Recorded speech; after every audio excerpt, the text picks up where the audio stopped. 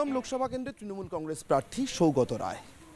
আজ তার সঙ্গেই ভোটের পথে বেরিয়ে আমরা দেখব নেতার সাথে এই মুহূর্তে মানুষ কিভাবে আছে।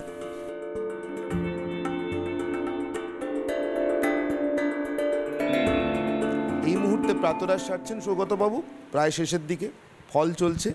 আমি জেনে নেব একদম ভোটের পথে বা ভোটের প্রচারের পথে বেরিয়ে পড়ার আগে সৌগতবাবু কিভাবে প্রস্তুতি নিচ্ছে। একদম প্রথমে ব্রেকফাস্টের কথায় আসি। ব্রেকফাস্ট টেবিলেই এসছি, হ্যাঁ, তো সেটা কী ধরনের ব্রেকফাস্ট রাখছেন? মানে প্রচণ্ড গরম, এটা তো একটা বড় চ্যালেঞ্জ। না, আলাদা কিছু না, এই 2 পিস পাউরুটি খাই, একটু ফল খাই, আর কিছু না। সারা বছর যা খান সেটাই রাখছেন। তাই আচ্ছা, প্রচার কি কোনো কারণে, মানে যেহেতু হিটওয়েভ চলছে, আমরা সেই সময়ের মধ্যেই এসছি, প্রচার কি কোনো কারণে একটু তাড়াতাড়ি শুরু করছেন সকালবেলা তাপের জন্য? চেষ্টা করছি, কিন্তু লোক তো রেডি হতে সময় লাগে, সুতরাং এর মধ্যেই করছি, খুব আলাদা কিছু না। ওই 8টা সাড়ে 8টার মধ্যে শুরু করব।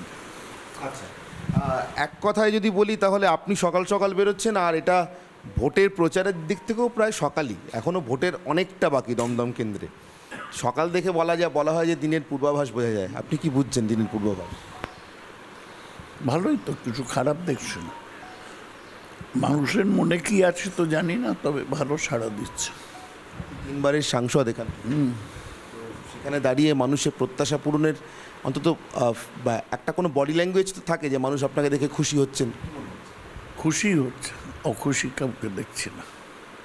এত প্রার্থী অনেক জায়গাতে গিয়ে নানা রকম ক্ষোভ টোভের মুখে পড়ছেন, কিন্তু সৌগত রায়কে এখনও পড়তে দেখিনি। আশঙ্কা হয় হতে পারে? আমি খুব হয় এরকম কিছু করিনি। আর বেসিক্যালি আপনারা এটাকে করে দিয়েছেন, এটা তো বুঝতে হবে যে এমপির কাজ কী। এমপির কাজ কি পাড়ার রাস্তা, জল, ড্রেন দেখা? না, ইস্যু এখানে অনেক বড়। মোদি সরকার সেকুলারিজমকে ডিস্ট্রয় করছে, সেইটা ইস্যু। সিটিজেনশিপ অ্যামেন্ডমেন্ট অ্যাক্ট এনে সংখ্যালঘুদের সমস্যায় ফেলছে, এটা একটা ইস্যু। এখন এই ইস্যু দৈনিক প্রচারে হয় না, যখন মিটিং করব তখন উঠবে। এখানে একটা কথা জিজ্ঞাসা করব, তারপরে আপাতত ব্রেকফাস্ট টেবিলের কথা শেষ করব। এই এত বড় একটা লোকসভা ভোট, আপনি বলছিলেন এখানে ইস্যু তো অনেক বড়, রাস্তা জল তো সত্যি এটার ইস্যু নয়। সেই লোকসভা ভোটটা কি সেইভাবে লড়া হচ্ছে? মানে সবাই লড়ছে আপনার মনে হচ্ছে? লড়ছে না, লোকে মাইনর ইস্যুতে চলে যাচ্ছে। একটা এমপি কি করতে পারে? তার 5 কোটি টাকা বছরে এমপি ল্যান্ড, তা দিয়ে আর কী করা যায়? আর সে চেষ্টা করা উচিত যে বড় প্রজেক্ট যদি এলাকায় নিয়ে আসা যায়, কিন্তু বড় ইস্যু আসছেই না প্রচারে। এই আমি আপনাদের সাথে ছিলাম এমপি ল্যান্ডে, এই স্কুলে টাকা দিয়েছি, এই ধরনের সব প্রচার। আরও লেভেলটা আর একটু উঠলে ভালো হতো।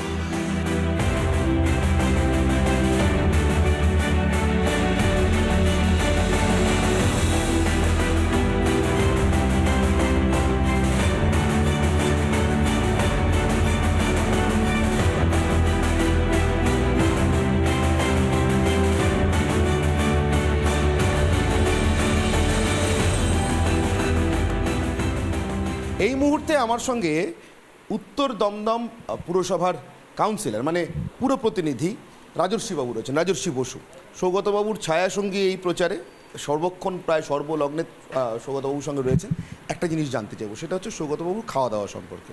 যদিও দুপুরে আসবো আমি খাওয়ার সময়, এখন বেরোচ্ছি তো, সকাল থেকে নিশ্চয়ই দুপুরে কি খাওয়া হবে তার একটা প্রস্তুতি থাকে, বাজার টাজার ইত্যাদি, সেটা কিভাবে হয়? আপনি কি করছেন? নর্মালি সিম্পল খাবারই খান উনি। সকালবেলা একটু পাউরুটি বা একটু ফল, এই সমস্ত খান। দুপুরে ডাল, একটু আলু ভাজা, ভাত, একটু সামান্য কোনো তরকারি, আর হালকা মাছের ঝোল।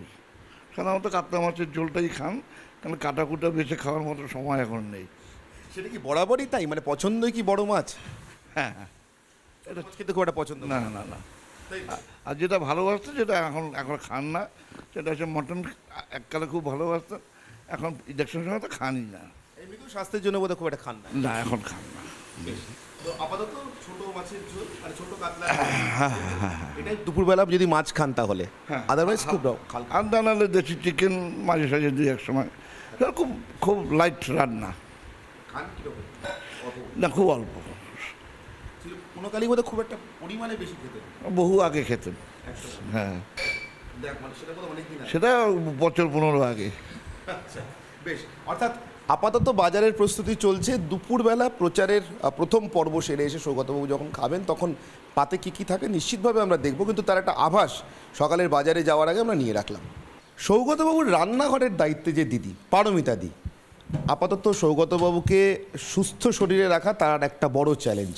খাবার থেকে অন্তত যেন কোনো রকম কোনো শরীর খারাপের কারণ না ঘটে। পারমিতা দি, কী ধরনের রান্নাবান্না করছেন সৌগতবাবু? আমি হালকাই রান্না করছি, মুসুর ডাল, মাছের ঝোল আলু দিয়ে, কখনো বড়ি দিচ্ছি, মানে এক এক দিন এক এক রকম করার চেষ্টা করছি। ফুলকপি মাছের ঝোল হালকা, মশলা কম, খুবই একদম কম মশলা হ্যাঁ, দিয়ে। কম মশলা দিয়ে। এটা কি গরমের জন্য বিশেষ?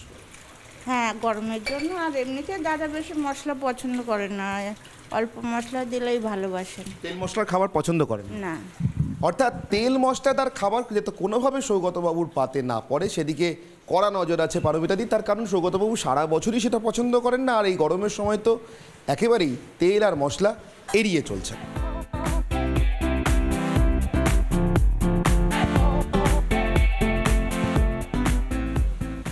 দলেরই স্থানীয় এক কাউন্সিলর বা পুর প্রতিনিধির কার্যালয়, আপাতত সেখানেই কর্মী সমর্থকরা একসঙ্গে হবেন এবং তারপরে প্রচারের জন্য আরও এগিয়ে যাবেন।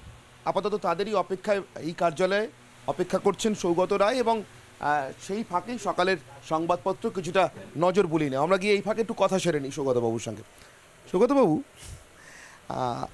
একটা কথা হঠাৎ মনে হচ্ছিল, আপনি প্রথম যেবার সাংসদ হলেন আপনার বোধহয় 31 বছর বয়স, সেবারের মানে 77 সালের 30, সেই সংসদে বোধহয় আপনি সবচেয়ে কম বয়সে ছিলেন নাকি? মোহাম্মদ ইসমাইলকে হারিয়েছিলেন। মোহাম্মদ ইসমাইলকে হারিয়েছে। Giant killer প্রথমবারই। ইসমাইলকে আমি জায়ান্ট বলতে চাই না, যাই হোক সিপিএমের নেতা ছিল। ব্যারাকপুরে দাঁড়িয়ে সেই সময় মোহাম্মদ ইসমাইলকে হারানো মানে তখন তো অবিসংবাদী নেতা, প্রায় শ্রমিক আন্দোলনের সিটুর। আপনি তারপরেও অনেকবার এমন অনেক বড় বড় হেভিওয়েটকে হারিয়েছেন, ক্ষিতি গোস্বামীকে হারিয়েছেন। এই জায়ান্ট কিলার হতে হতে সৌগত রায় নিজে কখন জায়ান্ট হয়ে গিয়েছেন, 15 বছরের সাংসদ, টের পেয়েছেন? না, জায়ান্ট আমি এখনো হইনি। ইলেক্টেড হই, মানুষ ভোট দিয়েছে, বিধানসভায় 5 বার, লোকসভায় 4 বার জিতেছে, এবং চেষ্টা করেছি সংসদে বিধানসভায় সক্রিয় থাকতে, মানুষের কথা বলতে। তার বাইরে আমি কিছু মনে করি না, আমি দলের একজন কর্মী মাত্র।